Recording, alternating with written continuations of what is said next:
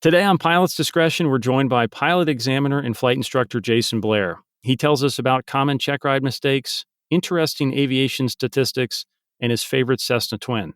Pilot's Discretion starts right now.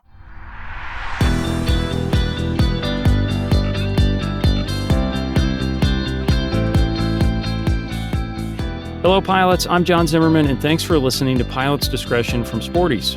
Visit sporties.com/podcast for show links and complete archives. And remember to leave us a review in your favorite podcast app. Our guest today is Jason Blair, one of the most prolific designated pilot examiners in the U.S., having issued more than 2,500 certificates throughout his career.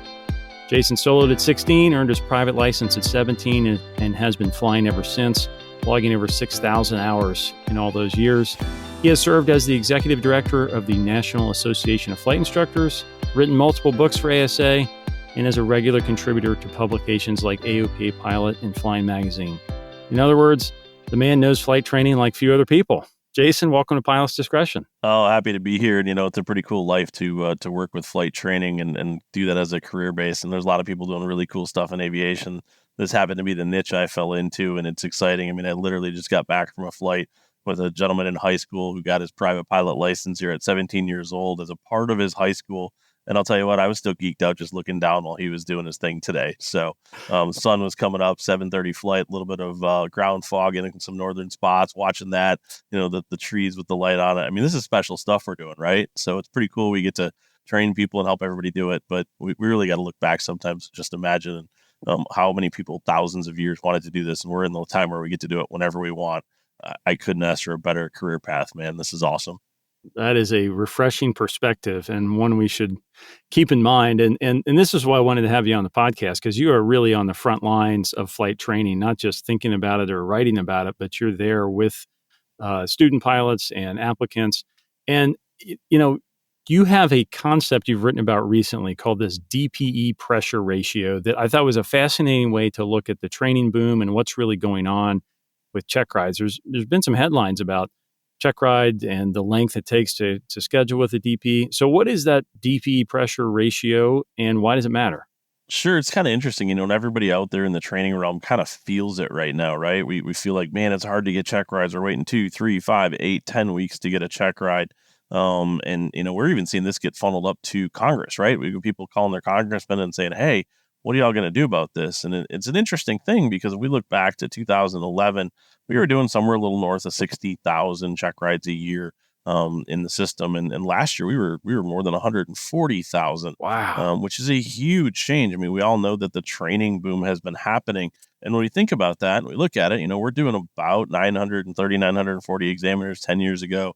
We're about 970 right now. So we've really increased the number of check ride, needed events without having the ability to really increase the number of examiners that we have to do that. And, the short answer is everybody wants to say, well, just add more examiners then, right?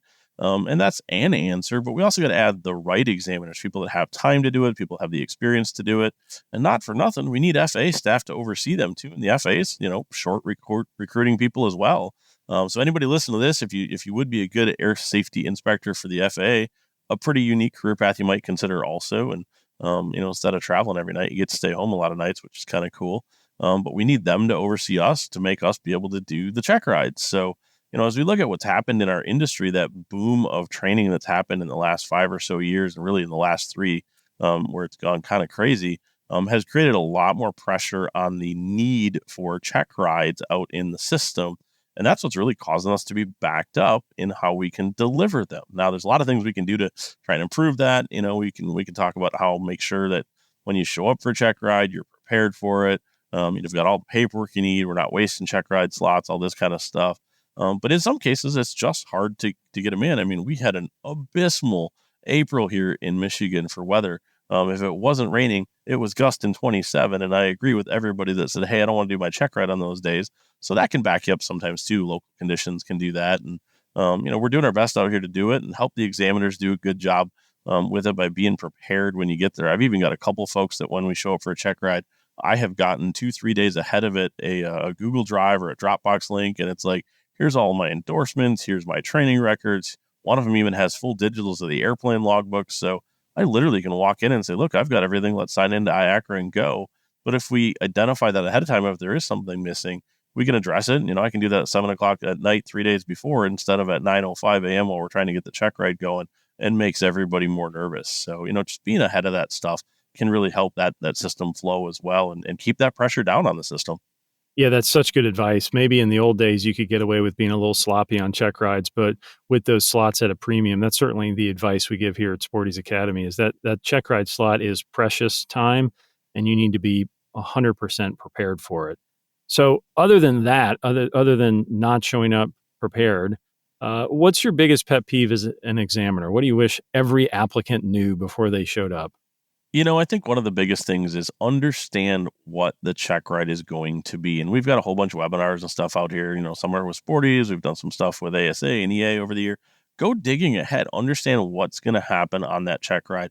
It's going to make you a lot more comfortable with it. It's going to make it a lot easier for us to help, you work through that test. I mean, you are the PIC, right? So we're looking for you to make decisions about the flight, be the one that's going to do it. I can't tell you how many times I've texted somebody at 6:05 in the morning and it's gusting 27 and 1800 overcast. And hey, what do you think? We doing our check ride today? And the answer is, well, I don't know. Have you checked the weather? Oof. It's not my job. It's your job to do that, right? So we're looking for you to be the PIC on the day of that check ride and show us you can make decisions. Show us you can be the one that's going to choose whether or not on a normal day you would go flying, because we are basically the most annoying passenger you're going to have. We're not acting as a CFI that day. We're not acting as a fellow pilot. We're just there to see, can you do all the things that we need to do for the test? And some of that comes down to, there are days you might go do a normal flight, maybe go up and do some pattern work or something, but understand what we have to do on the check ride. We're going to have to get to higher altitudes, especially when we think about some of these commercial check rides.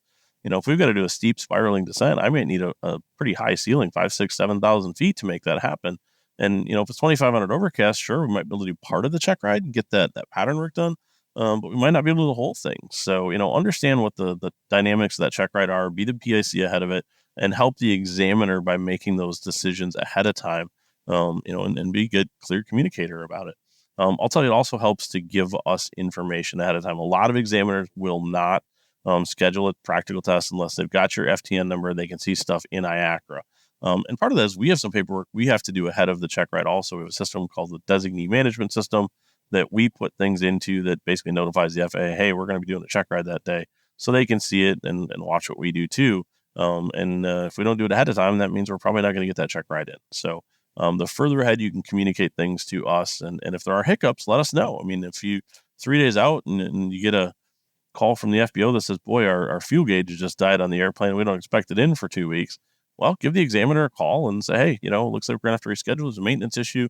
And that will actually allow the examiner to pivot, put somebody else in that slot. It may open up a slot for you later, instead of just wasting that time slot. And, keeps the whole system flowing that way if we just communicate a little bit. Excellent advice. Generationally, I'll say, leave us voicemails too, right? I mean, I've had a couple people over the last few days.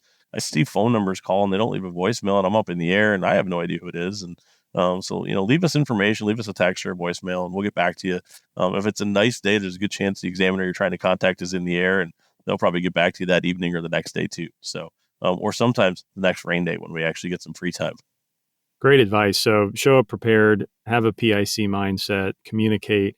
So how about the flight instructor, though? A lot of times we talk about the examiner and the applicant, but the flight instructor is a critical part of this.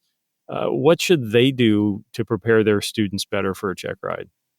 Great question. I think the first is be there for your student, either one ahead and or if you can for the day of and during the practical test. Yesterday I went down to do a test and it was something simple. We were missing a 6139 A3 endorsement, the areas found deficient in the knowledge test. And, so the instructor was there, called me and said, hey, come on up for a sec. We got to fill one more of these out. Great. Off we go. Right.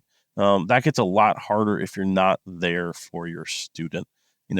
Be there ahead with the student, walk them through a really good, pre-test briefing, do a good folder audit with them, make sure everything's not missing, and be there if you need to help them with something on the day of. It might even be something as simple as teeing up the airplane, dragging it out of the hangar for them, getting them ready. I mean, nothing saying you can't be somebody that helps them from the administrative part of that check ride through the day and logistics along the way. And that's going to take some of that pressure off your student and make them focus on just doing a good job on the ground and flight portion of the test.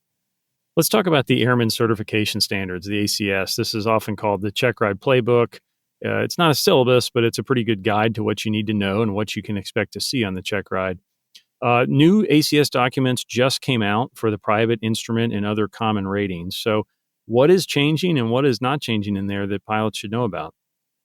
Sure, great question. And this is, I call it the menu, right? This is what your examiner gets to pick from for your test. And I'll tell you, boy, if you're going to a check ride, know that menu, know what's going to be on the test, and it shouldn't ever surprise you when the examiner asks for a maneuver, because it should be something you've seen before. If your instructor hasn't presented it to you, make sure before you go to a check ride, you're digging through it before that as well. This gets a little more onerous on the student side when we start hitting advanced ratings, commercial and CFI and things like that.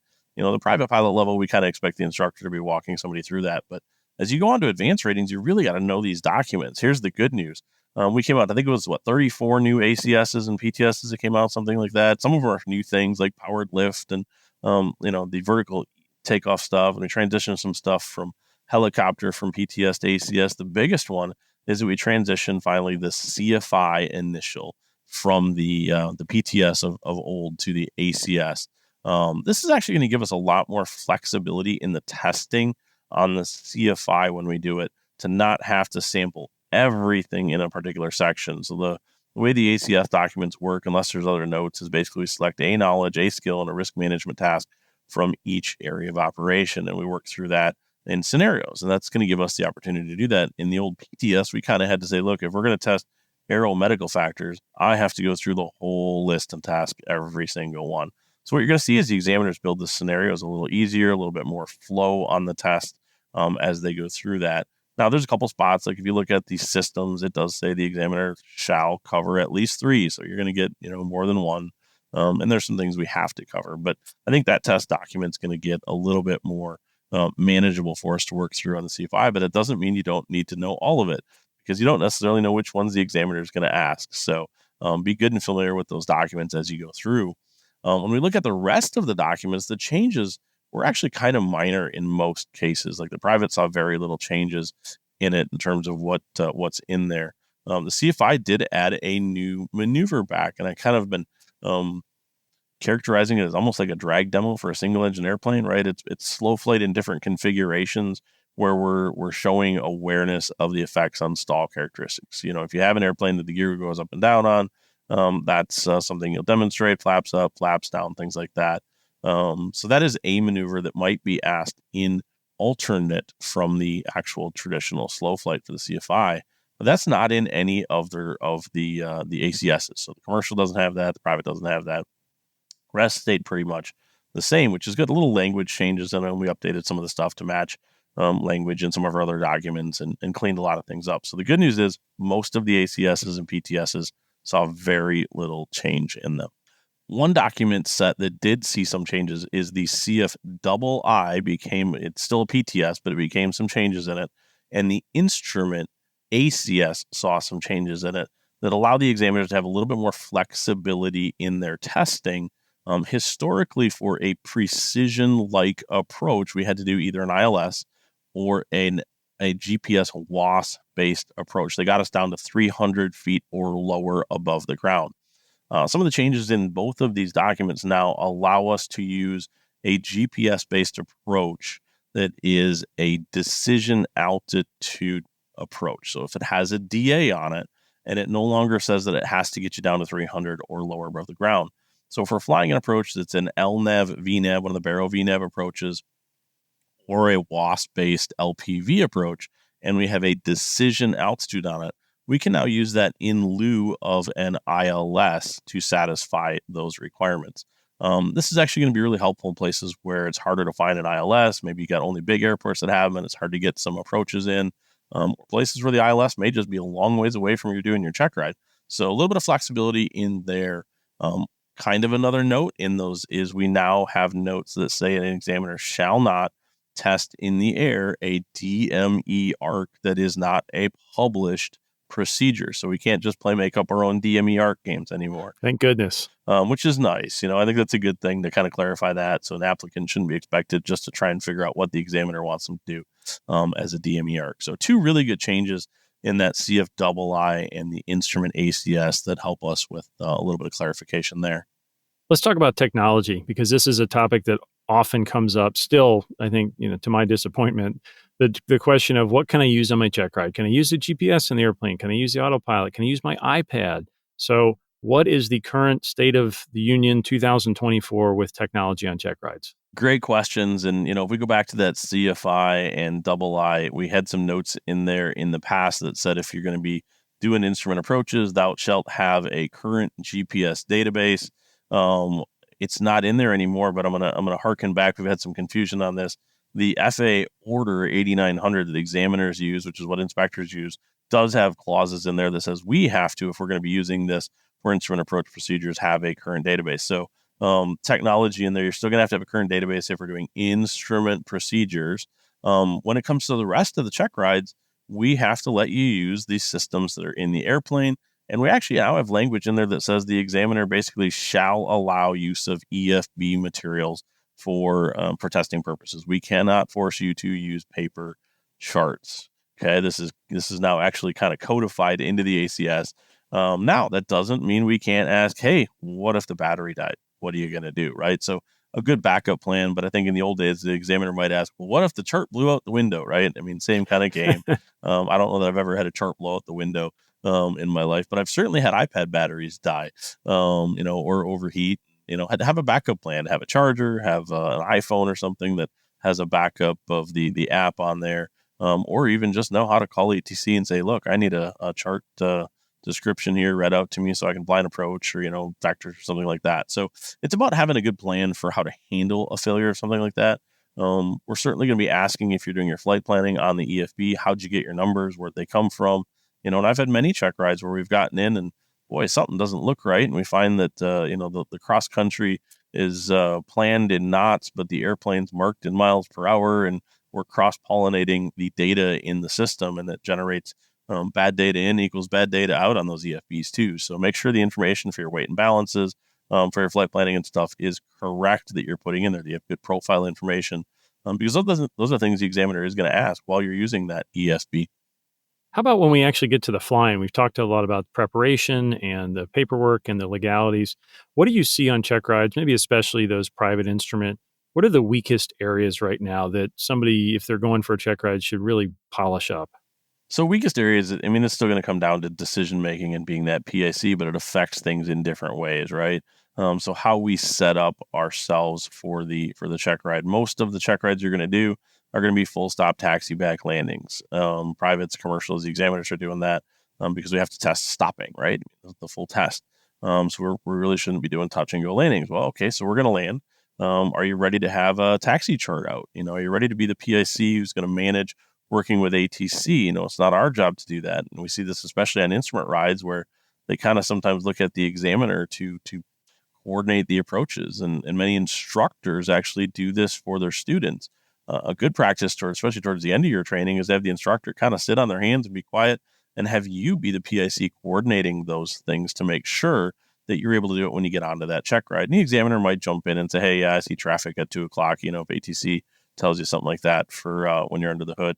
But it's really going to be your job to manage this as if the examiner wasn't there. So, on a VFR-based check ride, can you tell the tower, hey, we'd like to do some pattern work. We're going to make them full stops, taxi backs, and coordinate. Can you make sure you're on the right runway for the winds? If we're doing an instrument approach based test, can you tell them which approaches you want to do, which holds you want to do, and coordinate this stuff?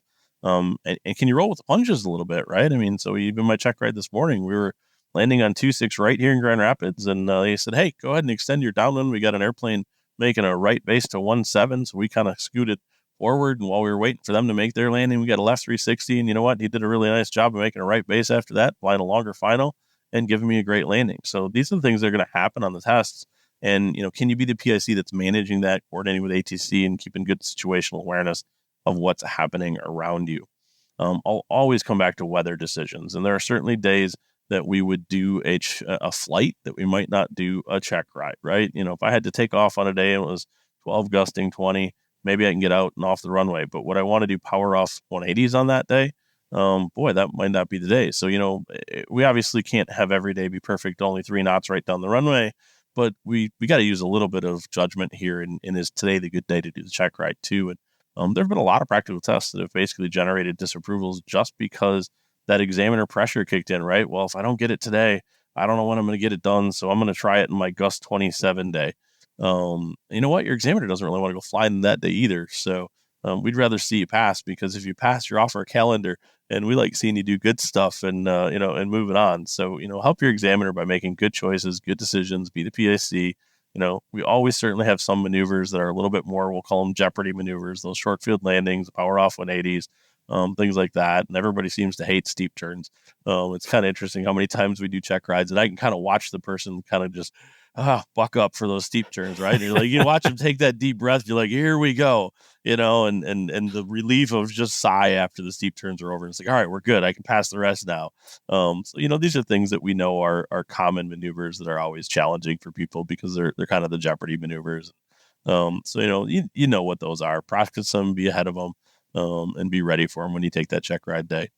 Invaluable advice, Jason. That's great stuff. Let's take a quick break. And when we come back, I want to talk a little bit about the flying you do outside of your role as an examiner.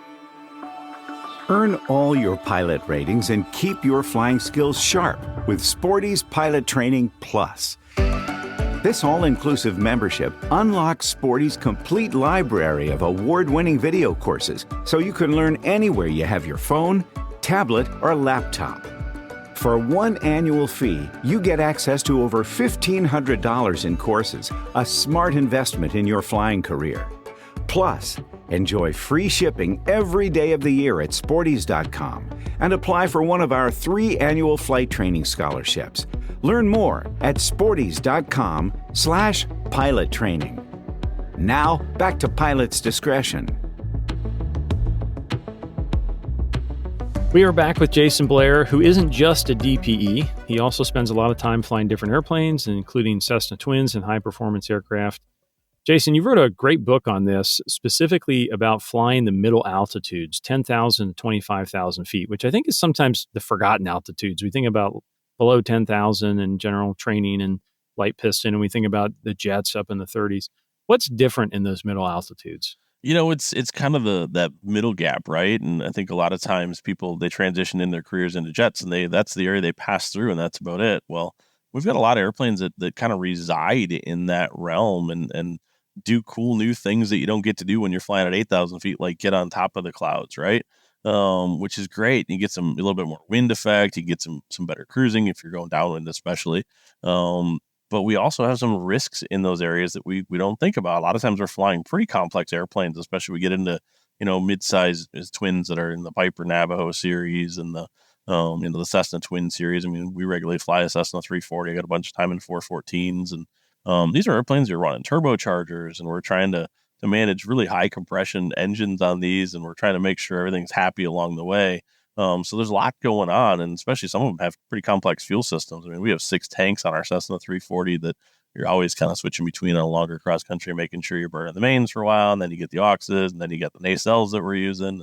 So there's a lot going on in there, and at the same time, you think, hey, we can climb up and get over stuff. Well, sometimes, but a lot of times you can't get over it with those airplanes either. And sometimes this is like the worst of the icing that you're in, because you can't get above it. And just because you think you get a little more altitude, you might actually be putting yourself in a worse spot. And there's been a lot of times I have flown where even in the middle of the summer, you do some math and you say, hey, it's 80 degrees out.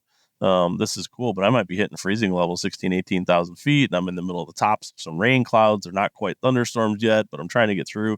I find myself having to descend even with those, and I don't get to hang out at those altitudes.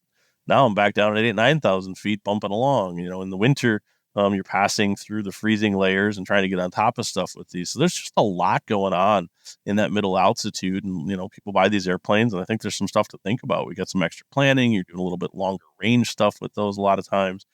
A lot of them have pretty unique weight and balance profiles. And we think, hey, it's cool. I can pack my 6 people in the Cessna 340 and fill it full of fuel and go. And then you start doing the math and go, oh God, I can't do that. Right. I might be able to get 2 people in there, in full fuel, and maybe it's 3 or 4, but then I got to cut some fuel out. Now I got to figure out what's my range going to be and when do I get to stop. And so there's a lot of complex planning and a lot of complex, maneuvering that's happening in that middle altitude flying, which is actually kind of why I wrote that book. I thought it was unique stuff as I got into it and learned that I would just share with others. So, a lot of owner flown airplanes in that market as well. Yeah, I think it's some of the most challenging flying out there. I've done some flying in 210s and 310s and Pilatus BC-12, and it's incredibly rewarding and capable airplanes. But in some ways, like you said, it gets you into, or it allows you to get into trouble that you don't get into in a jet when you're on top, or even really a 172, maybe at 3,000 feet. You think about ice year round, as you said. Well, and there's But some things that nobody really talks about, right? So you get into a nice new airplane to you, and it's got all the cool de-icing equipment. So you got wings and props and all this stuff. Nobody talks about the fact that the radio comms antennas are not de-iced. And you start stacking some ice on the airplane, all of a sudden we're getting static. I remember flying with a friend of mine out to Baltimore, and we're coming down from 18,000, and we're getting some ice, and he's like, "Man, the radios are terrible. I can't hear me." I was like, "Yeah, give it another 3,000 feet till we get above freezing. That stuff will go off, and we'll hear somebody again, right?" I mean, all of these things are things that you start catching as you go, and that's why I do think it is a rewarding environment, but it does take some work to do it too. A little bit of caution in that realm. let's talk about owning those airplanes, because you've written a book on this as well. So Sure. if I'm ready to step up and I want to get that 340 or that Navajo, or really get into the cabin class world and do some traveling, and there's a lot of them out there, in some cases available for a lot less money than a new Cirrus or a Bonanza, right? What should I know? What are the traps to avoid if I'm stepping up into that world? So, and I'll say this for any airplane, even my old Stinson, when I bought it, we bought this thing for $19,000, and I can tell you, in the last 6 years of owning it, I've spent a lot more than $19,000 in maintenance on it. It's not the acquisition cost that eats you; it's the maintenance cost. And these are, every time you step up in an airplane, you've got more complex systems. Sometimes it gets harder to find maintenance providers for those. You really got to know what you're looking for and how to maintain them, and take some ownership of that yourself. You really got to know your airplane and figure out what you're going to have to do to keep that thing going. The best thing you can do is do some homework ahead of buying an airplane. Make sure you've got those resources in place before you're going to buy something. Make sure you got a home for it. It's got a hangar if you're going to have it. Make sure you got a maintenance provider that's going to help you. Make sure they know those aircraft. And it doesn't always mean your local A&P is going to be the best one. Sometimes you fly an airplane 5 hours away to get the maintenance done, because that's where the best maintenance is going to be. And if you only do that once a year and that keeps the plane happy, that's better than having somebody just try and figure it out 15 minutes away. So understand your airplane, understand what you're buying ahead, and understand what it's going to take to keep feeding that. I will always tell people, be ready to take a hit too. We are working on our Cessna 340 right now. We're a couple hundred hours into, the engines on it after overhaul, and ran into a major catastrophic failure. So we're, redoing a left engine on it because we had an oil pump shaft fail. So that's a pretty big hit when you're trying to get your airplane back going. So, don't overbuy is the best I can give you for advice. Buy something that's going to fit your 80% needs, does most of the things you want it to, just because you want to fly to Florida once or twice a year, but most of your flying might be within the local 2-hour range. Buy what's going to do most of your need, and maintain that, because it can definitely get people over their head on the airplanes. And I've seen a lot of people buy an airplane, end up over their head, and just have to sell it. And that's no fun for anybody either. So, step your way up, work through what you really need. And I'll tell you what, my 1947 Stinson does most of my days of flying. And, here we are into the spring where it's a little warmer in a ragwing airplane. I'm going to start flying to my Checkrides a lot more, because it's just a lot more fun. And something about flying to my Checkride, eating a peanut butter and jelly sandwich on the way is just gratifying. So, Yeah, I would underline your point on maintenance, that especially if you have an older, unique airplane, find somebody who knows that airplane. As you said, they may not be close by, but that's absolutely money well spent. And the same for training. If you're stepping up into one of these airplanes, do not expect you're going to do a flight review every 2 years and be safe or insured. So plan ahead of time for lots of regular training with an expert, and that'll pay off down the road. That's a good factor too. Make sure you're going to get insured on it. If you're a lower time pilot, you might find yourself needing a pretty significant amount of flight time and or experience to make your insurance happy with you. It might be 6 months type recurrent, an IPC in the airplane every 6 months, something like that. That being said, there's a reason the insurance companies are requiring this. Don't scoff at that. If your insurance company says, "Hey, we want you to do a 6-month recurrent in your 421, because that's what they're seeing when people don't do it, is when they end up having to pay premiums and hopefully not have bodies out there. But currency is really important, and make sure you're following that. It's not just because your insurance company is being a jerk. They're doing it because they know what happens if people don't, from their actuarial tables. So, take that to heart and use it as a way to just say, look, I want to stay good and current in this plane for me and my family and friends who are riding in it. Yeah, I once talked to a brand new owner who had just bought a single engine turboprop, stepping up out of a single engine piston. and said, I need to get some insurance now. Who should I call? And I thought, well, you've you've done it exactly backwards. So I'm really sorry to say that you should have talked to your insurance agent long before you wrote that check. Yeah. All right, Jason, we always end Pilot's Discretion with a lightning round we call Ready to Copy. So I'll ask some questions on a wide range of topics, and you read back with your answer. Are you ready to copy? Ready to go. You are the unofficial statistician of flight training. At least I think so. You publish all kinds of interesting stats on your blog, which we'll link to. Give us one of the most interesting stats right now that comes to mind. So I think one of the most interesting stats that comes to mind is we are just barely slowly creeping up our percentage of female pilots in the system, right? We're doing a really good job, I think, of trying to get to them, but we're not seeing that number change a lot. Now, what I'm going to tell you is I think that number is going to change over the next 10 years as a percentage by a lot. We have a very much aging pilot population. Like right now, about 24% of our CFIs are 65 years or older. No offense to us guys, but the actuarial tables say we die at 78 on average. Well, I mean, somewhere between the next 10 to 14 years, we're going to have a lot of people pass away. We have a lot of senior pilots in general. So as we kind of lose that baby boomer generation of pilots, I think we're going to see our matrix of male to female ratio change a lot, because that was very male dependent or male heavy, in terms of our pilot population. So I think we're going to see that as a cool change I think is coming. And in general, I think we're going to actually drop off some pilot numbers. So, we're getting our pilot population very focused on career-based pilots at this point. That is the largest, path of pilot training. Most people are coming through doing this for a career track. And we're losing some of that generation of pilots that just did it for fun GA. So I think that also tells us we got some work to do just to get people back in having fun flying, and maybe get some of these guys that are career track to come back out and do some flying on the side for fun, if nothing else. Agree 100%. And that could be a topic for another podcast. I just did an article on Airfax on this topic that there's such a boom now, but a lot of the boom is either flight training or turbine, net jets, wheels up kind of stuff. So how about the biggest check ride myth? What's one that you keep hearing and you just want to blow up once and for all? So my favorite is the examiner wants to just fail you so you can get paid again, right? I will tell you, we do not want to have to retest you. Almost all examiners charge less for a retest. That is still a check ride slot that we could actually get paid more for another person who's going to pass. So we want to see you pass too. I will tell you, if you have been issued a disapproval, it's because there's something that was out of standard. Most examiners kind of use it as, look, you're passing until you show me something that makes me have to issue that disapproval. So if you haven't forced the examiner to issue the disapproval, you're going to pass.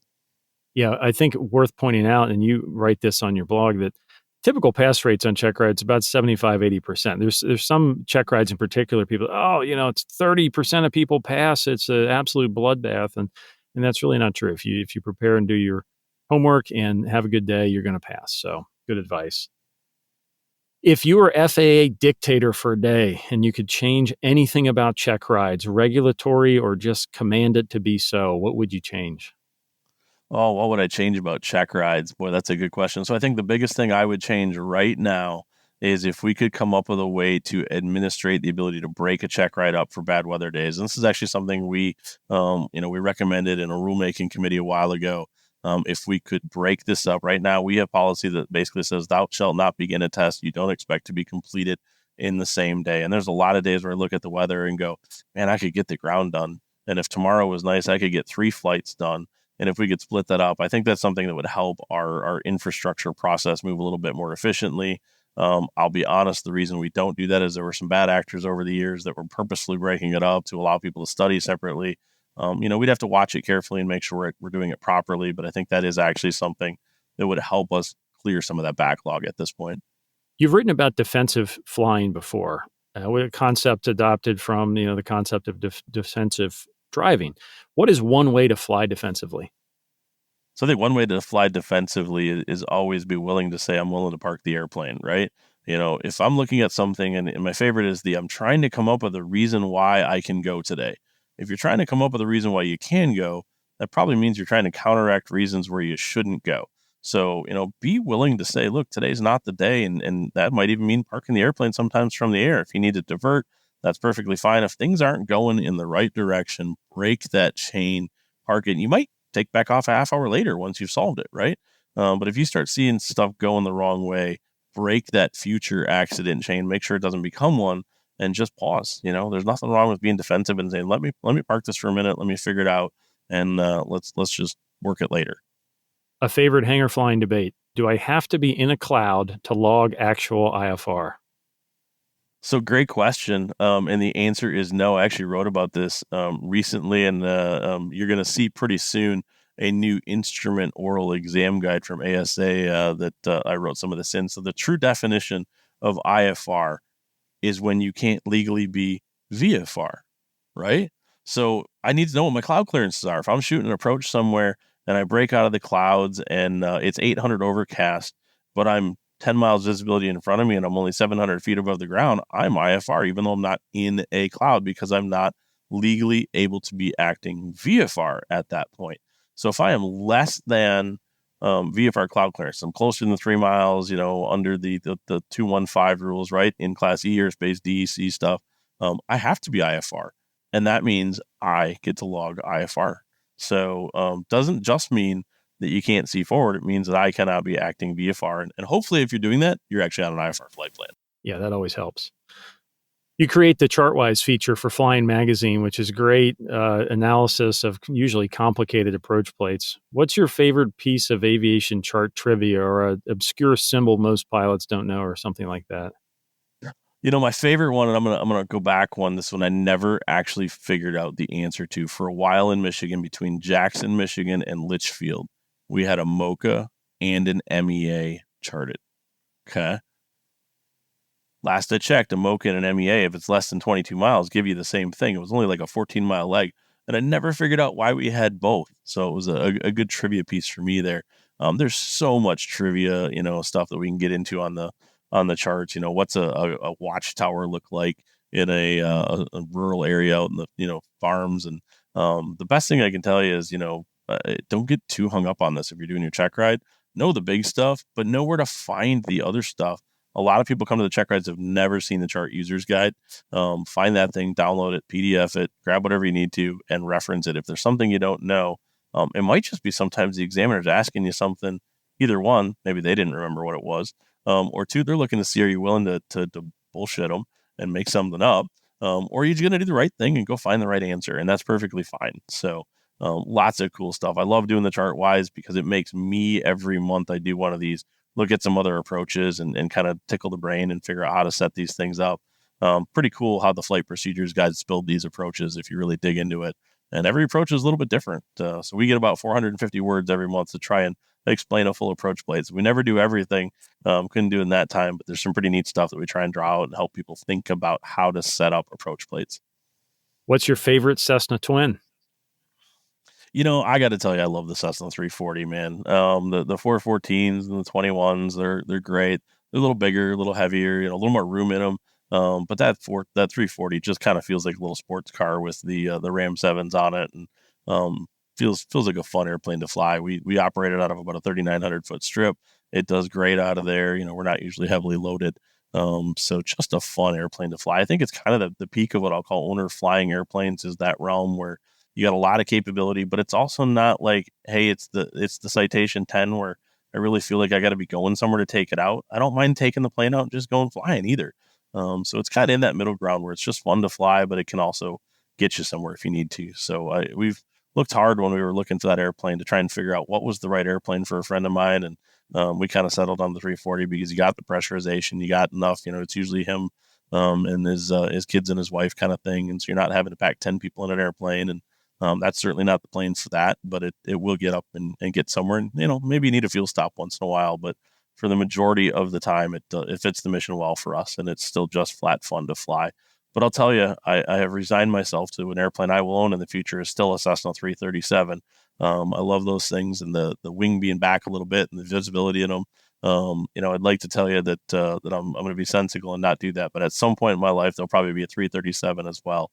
So I like a lot of different airplanes, man. They're fun to try, and I think it's good for folks if you can get in different airplanes to build that experience. Even if it just happens to be you're hanging out somewhere, and there's an airplane at the airport, and the flight school has it online, you've never flown it.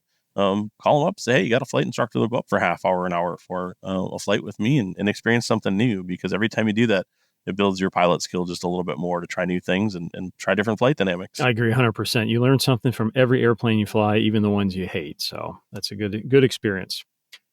In addition to flying, you've done a lot of scuba diving, I know. So we always like to go outside aviation. Give me an off the, charted path place to do some diving. So some cool diving. I mean, one of my favorite places to go is a little island off the east end of Puerto Rico called Culebra.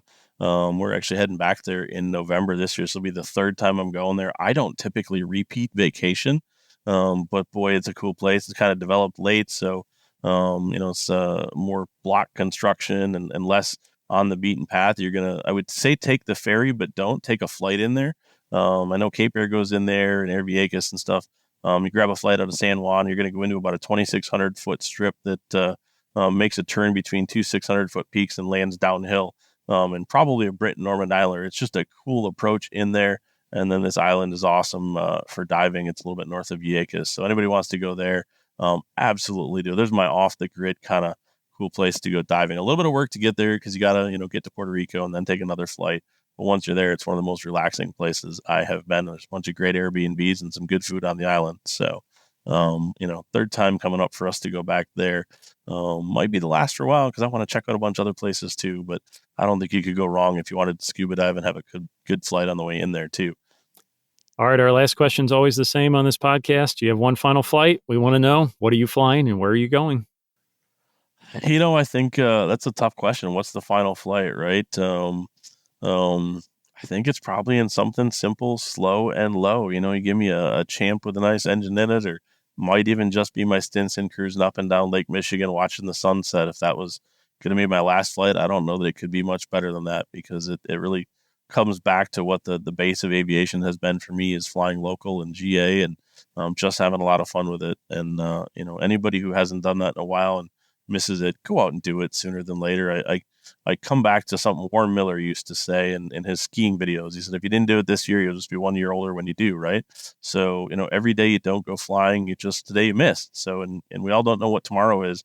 So if you got a chance today and somebody says, go flying with me, or you should go flying, if you don't have a reason you shouldn't say no, then just go, do it. I mean, pretty rare that I regret having a good time flying an airplane. So, if you can do it, the weather's good and the plane's available and you're going to have some fun, especially with family and friends, get up in the air, defy some gravity, look down at the earth, and just look at how cool this is that we're doing it.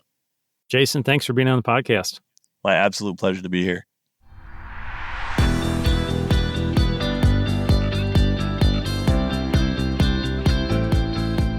Thanks for listening to Pilot's Discretion, brought to you by Sporties, training and equipping pilots worldwide for over 60 years.